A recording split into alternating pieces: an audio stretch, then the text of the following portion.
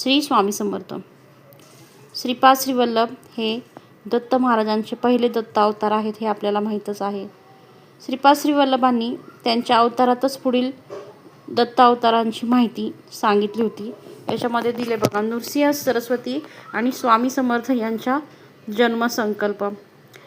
इथं श्रीपाद श्रीवल्लभ म्हणतात की मी आणखी 14 वर्ष म्हणजे शरीराला 30 वर्ष येईपर्यंत श्रीपाद श्रीवल्लभ अवतारात ते राहणार आहेत.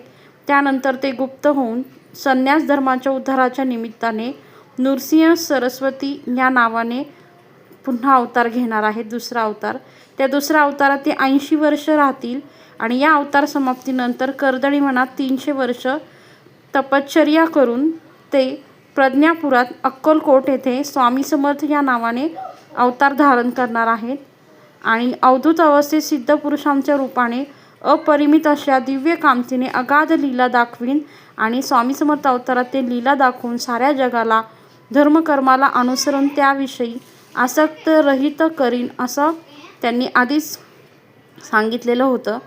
म्हणजे श्रीपाद श्रीवल्लभच हे दत्त आहेत, तेच पुढे नृसिंह सरस्वती स्वामी महाराज आहेत आणि अक्कलकोटचे स्वामी समर्थसुद्धा तेच आहेत. याच्यावरून आपल्याला ते समजतं. धन्यवाद. श्री स्वामी समर्थ.